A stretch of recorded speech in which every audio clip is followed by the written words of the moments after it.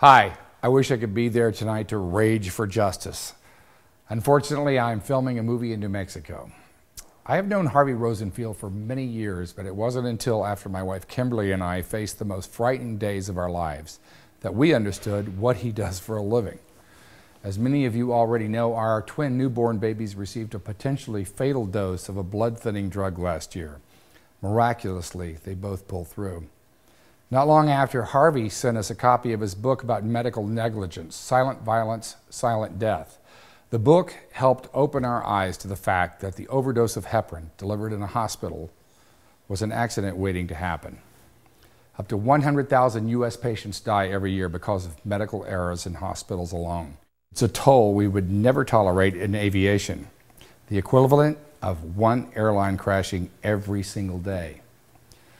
Harvey and his dedicated crew at Consumer Watchdog don't tolerate it. They work to prevent and deter medical malpractice. And working together in the coming years, the Quaid Foundation and Consumer Watchdog will make sure that America doesn't accept so many casualties of preventable medical negligence. Tonight, we celebrate another of Harvey's remarkable accomplishments. $62 billion saved for California motorists through the toughest auto insurance regulation in the nation, and billions more saved for homeowners, businesses, and even doctors and hospitals on their insurance. 20 years ago, when voters passed Proposition 103, Harvey may have looked different. The mustache is gone now. The love handles came and went again, But a few things have not changed one bit, and that's Harvey's passionate advocacy for consumers, his die-hard determination to represent the underrepresented, his effective David versus Goliath jiu-jitsu against America's most powerful companies and industries.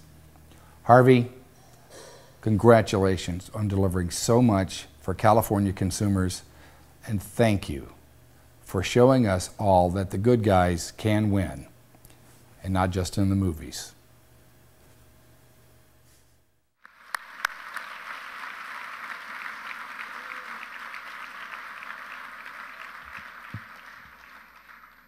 So, to present our Founders Award, honoring great achievements on behalf of American consumers, I'd like to bring up someone who is a colleague. I also consider him my mentor, a friend, and one hell of an advocate. Consumer Watchdog's Chairman of the Board, Jamie Court.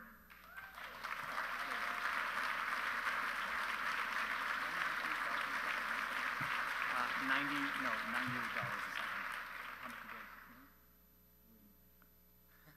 Thank you all. What a fitting way to end such a historic week by celebrating the only person I know in America who can say that he saved consumers $62 billion. $62 billion. Harvey's a mentor, a friend, and a hero. And by the way, when Doug asked his question a little earlier about me, he was only one of two people in the room who did not raise their hand. In 1988, before Harvey passed Prop 103, I was a senior in college out in Claremont. There's a lot of Claremont people out here tonight. Pomona College. And I was paying an astronomical amount for my auto insurance, thousands of dollars, because I was under 25 and because I was living in an urban area, and insurers like to charge by zip code. In the inner city of Los Angeles, African Americans, Latinos were paying literally $8,000 to $10,000 a year for, well, excuse me, they're being asked to pay $8,000 to $10,000 a year for some insurance policies, because insurance companies didn't want to sell it to them, and they knew they couldn't pay it. Well, civil rights groups filed some lawsuits on the zip code-based auto insurance, and the court said, sorry, we're not the legislature, and the legislature wasn't going to act. So Harvey cobbled together an initiative to regulate the insurance companies and to get justice for the red-line consumers, and he waged a successful campaign through insurance reform Prop 103 that overcame $80 million in insurance opposition. Harvey went door to door, town to town, and he won the public's heart with $2 million. That is a David versus Goliath struggle. He got 51% of the vote. He won by inches, but he won.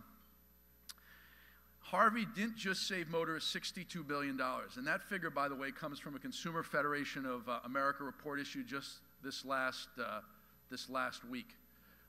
It is a figure that amounts to $3 million a month, and it's based on the fact that insurance rates around the rest of the country went up about 50% over the last 20 years, and through regulation under Prop 103, they've gone up 12%.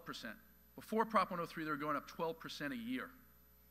So Harvey didn't just save that $62 billion, and he didn't just stop zip code-based auto insurance and the redlining associated with it. He didn't just create an elected insurance commissioner accounted to the public, and he didn't just show America that the way to deal with insurance companies is not to take away rights from injured victims. The way to deal with insurance companies and get down premiums is to regulate insurance companies tightly and to limit how much they can make and how they make their profits. But Harvey did a lot more. He did something much more important. He showed us things can change, and we can change them. And, you know, for the last 12 years, I've had my office across from Harvey's. And I can tell you that's $62 billion in savings. It doesn't just happen. It's a constant exercise in Harvey's life and in the life of his mind.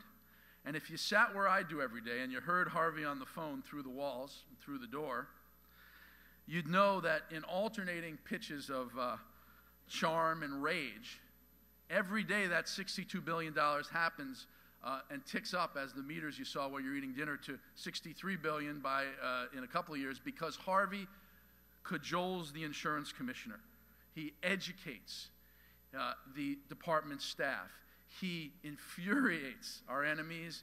He ignites our allies. He is energy in motion, and his energy is infectious. His sense of outrage, his sense of duty, justice, and his creative imagination haven't changed in the decade and a half I've worked for him. And I can tell you, the spring in his step and that twinkle in his eye hasn't changed since Prop 103 passed. The great lesson of Harvey's life has been that a few people armed with a special knowledge and a certain passion can make great changes that their numbers would not seem to indicate to be possible. He's given that to all of us, and that's why we're bringing him up tonight to get this special Founders Award. In the next decade, I'm certain that it's Harvey's energy and his drive that's going to get us the wishes we made tonight for universal health care with the California Nurses Association and Sheila Kuehl.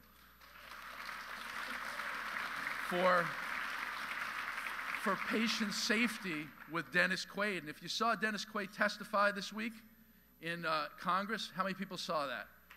That was a powerful testimony, and I can tell you, if you read it very closely, you will see Harvey's book in that testimony.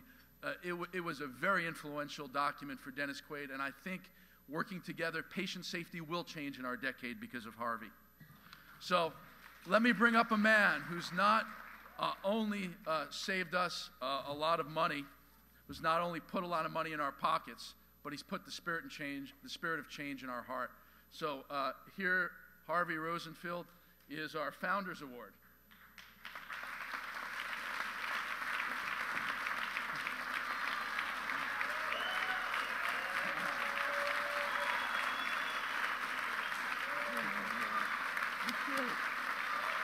And let me read it.